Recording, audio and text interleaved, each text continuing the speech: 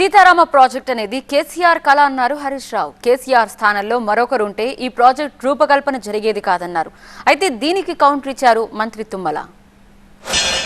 నేను అడుగుతున్నా తుమ్మల నాగేశ్వరరావు గారిని, సీతారామ ప్రాజెక్టు నిర్మాణం ఇది బీఆర్ఎస్ పార్టీ ఘనత కాదని గుండెల మీద చేసుకొని చెప్పమనండి.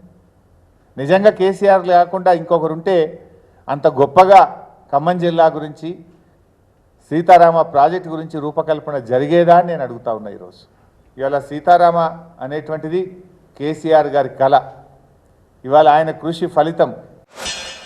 ప్రభుత్వాల మీద ఆ రోజు ఎన్టీ రామారావుని అడిగాను, చంద్రబాబు గారిని అడిగాను, తర్వాత వచ్చిన రాజశేఖర రెడ్డి గారిని అడిగాను, తర్వాత వచ్చిన కేసీఆర్ గారిని అడిగాను. నా ప్రయత్నం నేను చేసుకుంటూ ఇక్కడ దాకా తీసుకొచ్చా. దీన్ని కొనసాగించి పూర్తి చేయాలనేదే తప్ప ప్రజాస్వామ్యంలో నాది నీది ఉండదు, ప్రజలదే ఉంటుంది. ఈ ఆస్తి ప్రజలది. వాళ్ళ యొక్క చెమట, వాళ్ళ యొక్క రక్తం, వాళ్ళ యొక్క కష్టంతో, వాళ్ళ ట్యాక్స్ మనీతోటి నిర్మాణం చేస్తున్నాం. ఇది ఎప్పుడు ప్రజలకు దక్కుద్ది ప్రజాస్వామ్యంలో తప్ప నవాబులకి, రాజులకి, పాలకులకి, పార్టీలకి దక్కదు.